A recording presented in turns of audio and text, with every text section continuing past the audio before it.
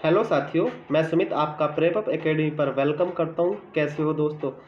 चलिए आज हम अपना क्लास स्टार्ट करते हैं। इस बुक का जो एरिया चल रहा है वहाँ से 33 क्वेश्चन कंप्लीट हो गए हैं और आज हम यहाँ से स्टार्ट करेंगे 34 क्वेश्चन से स्टार्ट करेंगे, नहीं 34 से हमारी सीरीज स्टार्ट होगी।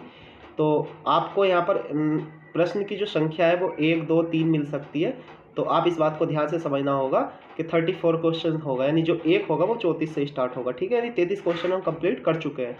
तो यानी इसका आप देखिए, पहला पॉइंट स्क्वायर यानी वर्ग। वर्ग आपको सभी को पता है क्या होता है, जिसकी चारों भुजाएं बराबर होती है। अगर मैं इसके एरिया की बात करूँ, यानी क्षेत्रफल, जो हिंदी में बोले तो क्षेत्रफल यानी इंग्लिश में बोले तो एरिया, क्या होता है साइड स्क्वायर यानी भुजाई घात। तो भुजा को मैंने ए लिया हुआ है। परिमाप आप सभी को पता है, परिमाप होता है इसका 4 है यानी 4 इंटू साइड, यानी 4 इंटू साइड यानी 4 गुणा भुजा। ठीक है, और इसका जो फार्मूला होता है एरिया का, वो विकर्ण के पदों में, विकर्ण के फार्मूले के पदों में होता है area is equal to half D square. D क्या है आपका डायगोनल यानी विकर्ण, विकर्ण बराबर होता है इसका √2। ये आया कहाँ से है, यानी ये साइड हो गई ए और ये साइड हो गई ए। यहाँ पर लगा दी हमने पाइथागोरियन थ्योरम। तो यहाँ पर क्या निकल कर आया, यानी √2 और ए निकल गया बाहर।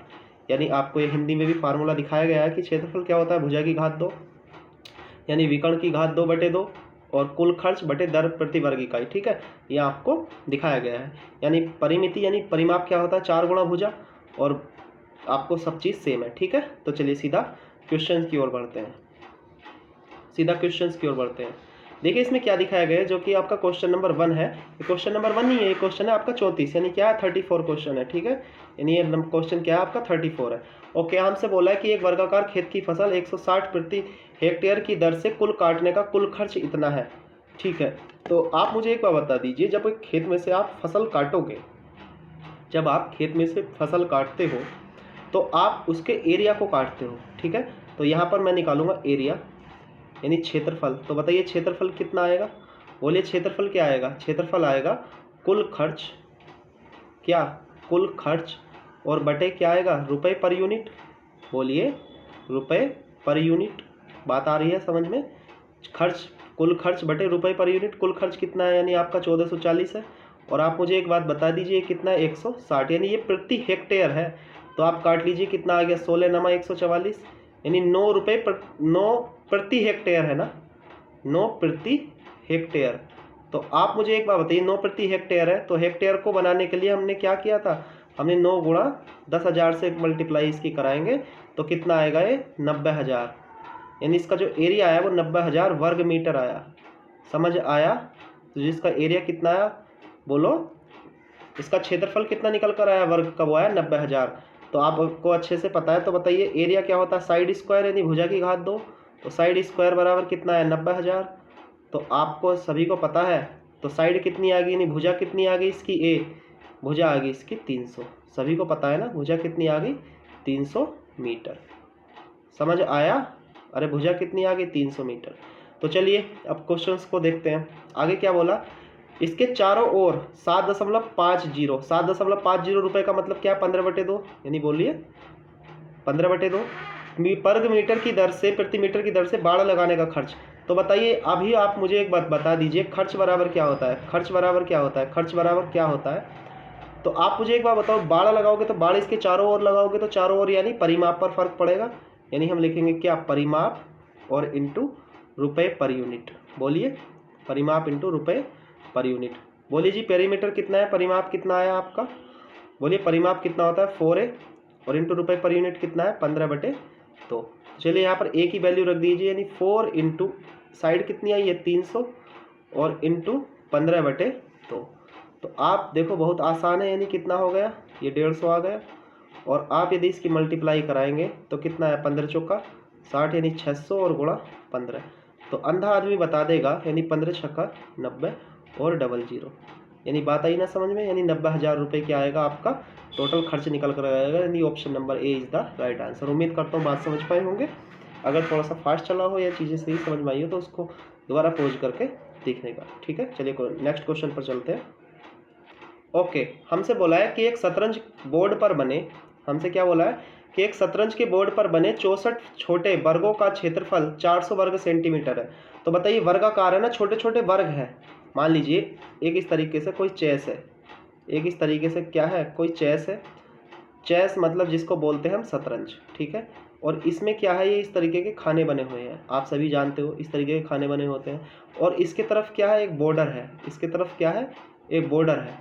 तो आप मुझे एक बात बता दीजिए, आप मुझे एक ही बात बता दीजिए, हमसे बोला है कि जो इसका क्षेत्रफल है ना, यानी इसके अंदर वाले का जो क्षेत्रफल है जिस पर खाने बने हुए हैं, अरे आप लूडो खेलते हो तो लूडो के अंदर जो खाने बने हुए होते हैं उसका जो एरिया है तो वर्गाकार है। तो बताइए इसका क्षेत्रफल कितना दे रखा है, बताइए क्षेत्रफल कितना दे रखा है, 400।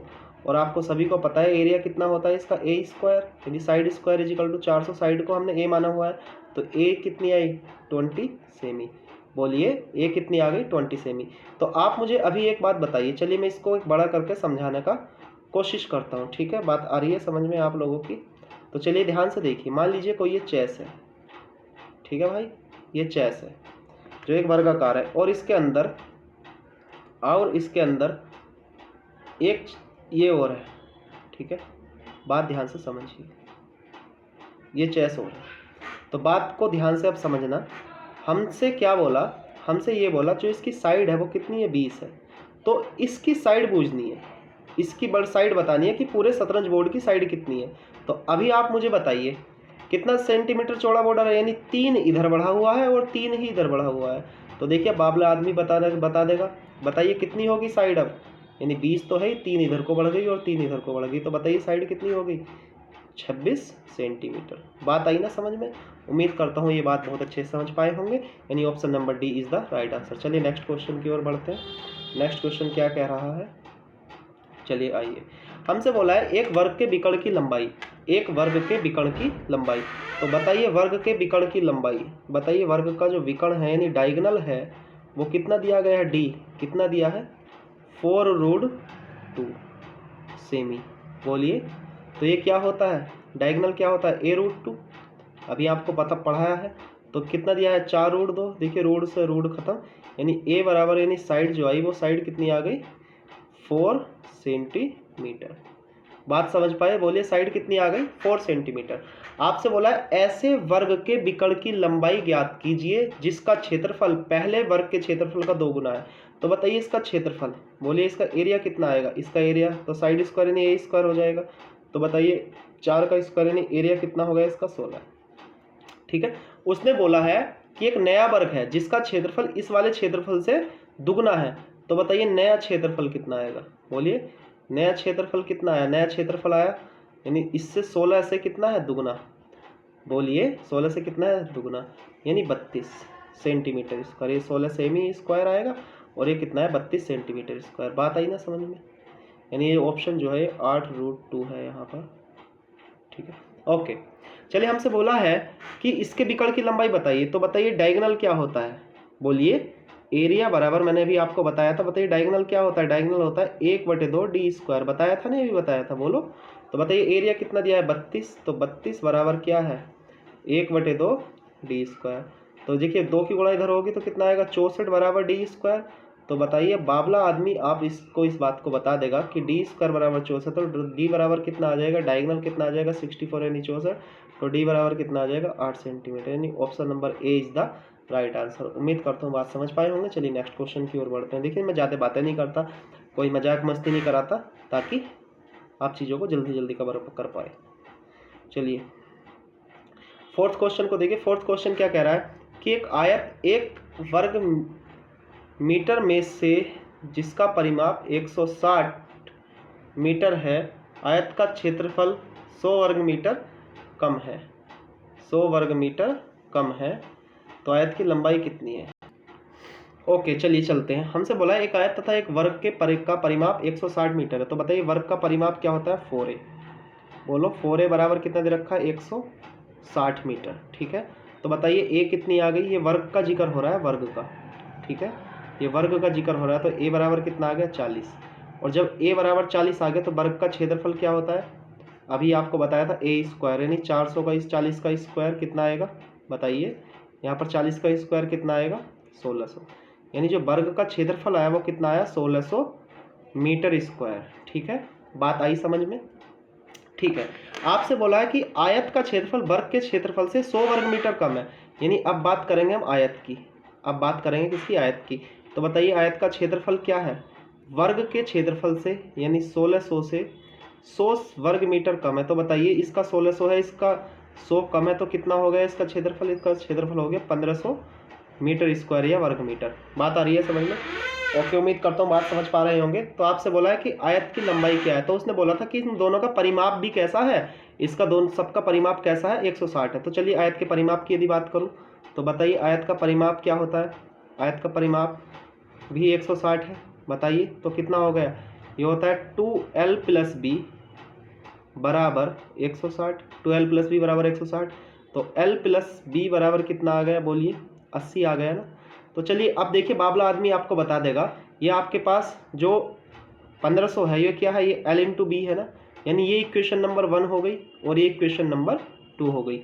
तो अभी आप बताइए कि ऐसी दो संख्या जिनका योगफल तो 80 है और गुणनफल 1500 है, तो क्या आप इसको 50 और 30 नहीं लिख सकते? बोलिए, क्या आप इसको ऑप्शन से देख लेना, वरना ऑप्शन से हम चेक कर सकते हैं। चलिए हम इसको 50 और 30 रख सकते हैं। बोलिए तो आप बता दीजिए l बराबर कितना हो गया 50 और b बराबर कितना हो गया? यदि चौड़ाई पूछता तो चौड़ाई कितनी आ गई 30।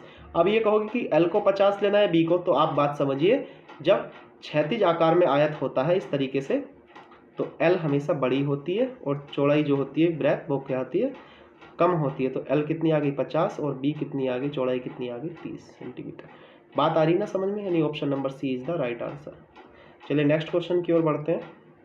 नेक्स्ट क्वेश्चन क्या कह रहा है? चलिए जी, नेक्स्ट क्वेश्चन क्या कह रहा है? हमसे बोला है कि एक वर्ग की प्रत्येक भुजा में 50% की वृद्धि करने पर, तो ओके, वर्ग का जिक्र हो रहा है। किसका हो रहा है? वर्ग का जिक्र हो रहा है। तो चलिए बात करते हैं भुजा में, यानी भुजा बोले तो साइड। साइड में 50% की क्या कर दी हमने? वृद्धि कर दी। तो 50% की मीनिंग होती है 1/2। तो मेरे भाई आप ही एक बात बताइए, जब इंक्रीजमेंट कर दिया तो कितना हो गया? 2 से 2 में को 1 का कर दिया तो 2 में कितना हो गया? 3। बात आई समझ में?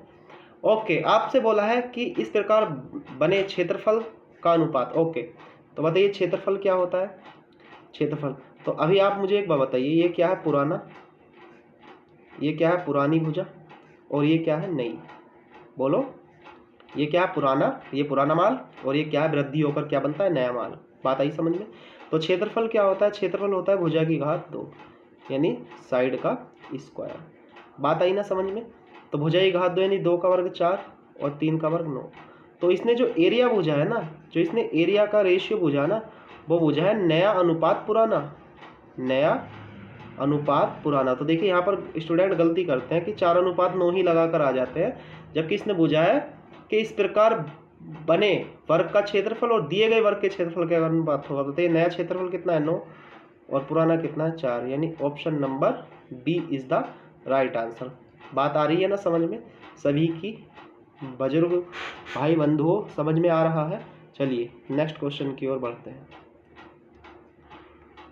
यानी 6 क्वेश्चन को ध्यान से देखिए, 6 क्वेश्चन को ध्यान से देखिए, ध्यान देने लायक है। आपसे क्या बोला है? आपसे बोला है कि दो वर्गों के क्षेत्रफल का अनुपात 9:1 है, यानी वर्ग है, मान लीजिए पहला वर्ग, और आपसे बोला है दूसरा। तो अभी आप मुझे एक बात बताइए, एरिया, आपको एरिया दिया है, एरिया क्या होता है इसका? एरिया होता है साइड स्क्वायर। एरिया क्या होता है? साइड स्क्वायर, नहीं भुजाई घात 2। तो बताइए ये कितना दिया है? 9:1 दिया है, 9:1 दिया है। तो अभी आप मुझे बताइए साइड कितनी हो जाएगी, यानी भुजा कितनी हो जाएगी? भुजा हो जाएगी इसकी 3:1। बोलो 3:1। चलिए परिमाप भुजा है, तो आप मुझे एक बात बता दीजिएगा, जो परिमाप का रेशियो होता है वही साइड का होता है, तो परिमाप होता है 4a, यानी 4 × 3 यहाँ हो जाएगा, यानी कितना?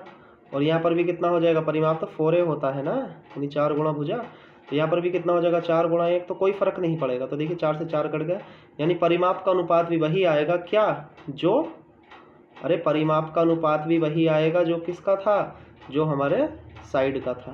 बात आ रही है समझ में? हाँ या ना, कुछ तो बकारो। ओके चलिए आगे बढ़ते हैं। यानी 3:1 इज द राइट आंसर, यानी option number B is the correct answer. बात आई समझ में? चलिए नेक्स्ट क्वेश्चन की ओर बढ़ते हैं। ओके चलिए इस क्वेश्चन को करिए, इतने पानी वगैरह पी लेता हूँ। चलिए क्वेश्चन पर आते हैं। हमसे बोला है किसी प्रत्येक वर्ग की भुजा 4 सेंटीमीटर की वृद्धि कर दी। तो आप मुझे एक बार बता दीजिए, मान लीजिए पहले भुजा कितनी थी? मान लीजिए पहले भुजा थी ए, तो एरिया कितना था? तो एरिया कितना था, यानी क्षेत्रफल कितना हो जाएगा? a²। बात आ रही है समझ में? लेकिन लेकिन ये बात को नहीं माने, इन्होंने भुजा जो है वो बढ़ा दी। भुजा क्या कर दी, भुजा इंक्रीज कर दी, यानी भुजा बढ़ा दी। तो भुजा क्या कर दी, a+4 कर दी। बोलिए, a+4 सेंटीमीटर कर दी। ओके, बात आ रही है समझ में। तो बताइए यहाँ पर क्षेत्रफल कितना हो जाएगा, तो क्षेत्रफल तो भुजा की घात 2 हो जाएगा, यानी a+4 का होल स्क्वायर हो जाएगा। बात आ रही है ना समझ में। तो चलिए इसको ओपन करिए, a स्क्वायर यानी b स्क्वायर 4 का स्क्वायर और प्लस 2ab यानी 2 × a × 4। बात आ रही है समझ में। तो a का स्क्वायर प्लस 4 चौके 16 और प्लस कितना है 8a। बात आई समझ में। और जब ये इतना आया तो आप ही मुझे बताइए, ये क्षेत्रफल बड़ा है या ये वाला क्षेत्रफल बड़ा है। भाई एक बार बताओ, जिसकी भुजा बड़ी होगी वही तो क्षेत्रफल बड़ा होगा, हाँ या ना। जिसकी भुजा बड़ी होगी वही तो क्षेत्रफल बड़ा होगा। समझ पा रहे हो। ओके, तो आप मुझे एक बार बताइए कितनी वृद्धि होगी 60 की, तो इसमें से ये वाला घटा दीजिए। तो यानी a square plus 16 plus 8a, जो एरिया आया उसमें से ये घटा दीजिए, यानी a स्क्वायर ये बराबर किसके हो जाएगा, बराबर किसके हो जाएगा 60 वर्ग सेमी के, यानी सेमी स्क्वायर। बोलो, तो a स्क्वायर से तो a स्क्वायर खत्म। तो बताइए 8a, और जब ये 16 इधर चलेगा तो कितना बनेगा 44। तो a की वैल्यू कितनी आई 44/8।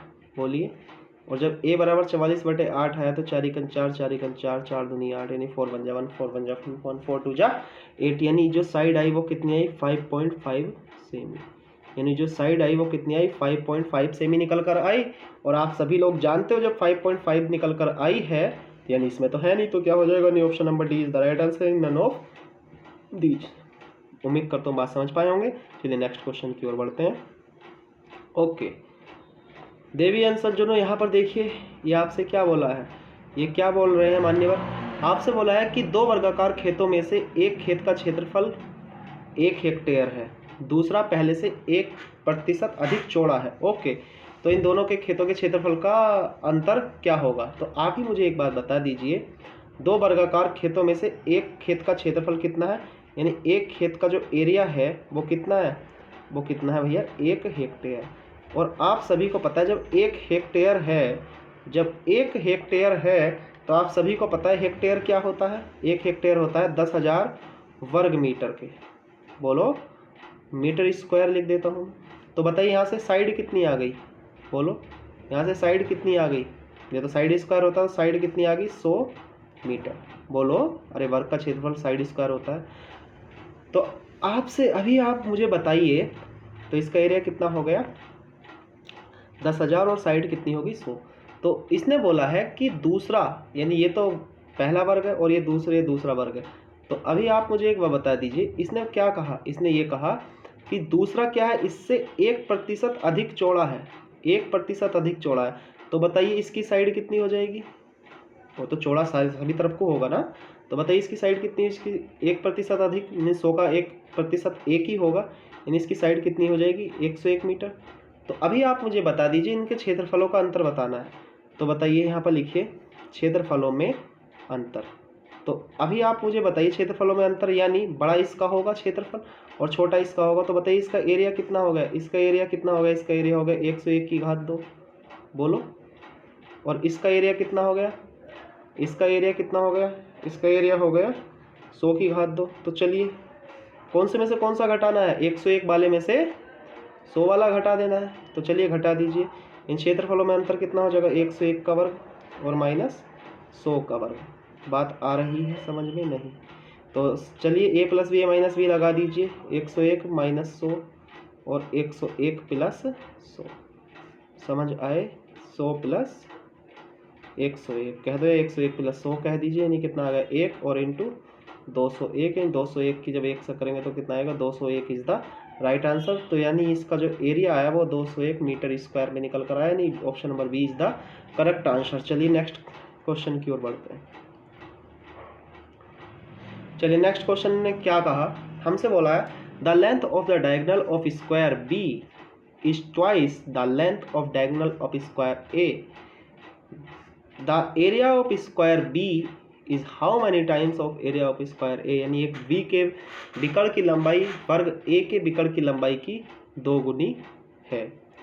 ओके, तो आपसे बोला है वर्ग बी का विकर्ण, वर्ग बी का क्षेत्रफल वर्ग ए के क्षेत्रफल का कितना गुना होगा? तो बाबूलाल आदि बता देगा भाई 4 गुना होगा, सीधी सीधी बात है। तो चलिए आपसे बोला है कि वर्ग बी के विकर्ण की लंबाई ए के विकर्ण की लंबाई से दोगुनी है। तो चलिए ए के विकर्ण की लंबाई, ए के विकर्ण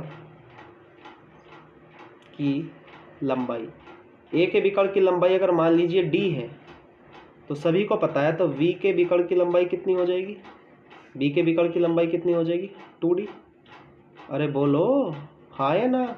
तो बताइए जब यहाँ से आ गया तो एरिया कितना आ गया यहाँ से? तो बताइए एरिया कितना आ गया? एरिया कितना आ गया?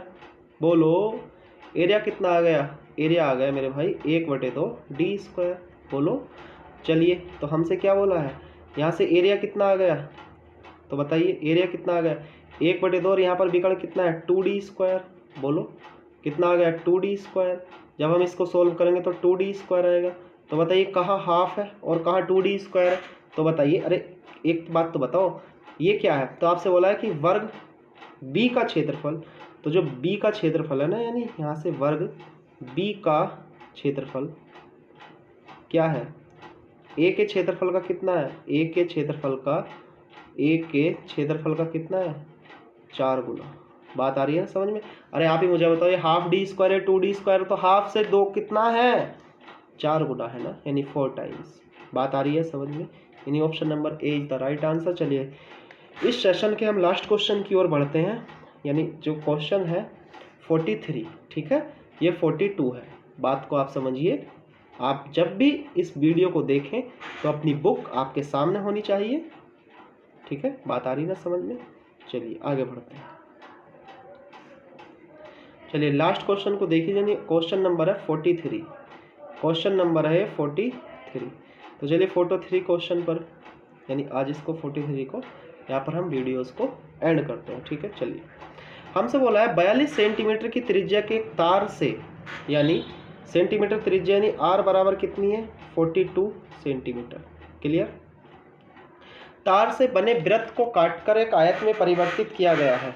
तो आप मुझे एक बात बताइए, कितने तार की जरूरत पड़ेगी? यानी कितना लंबा तार होगा? तो जब गोलाई में तार होगा यानी इसकी परिधि के बराबर, तो इसकी परिधि निकाल दीजिए पहले।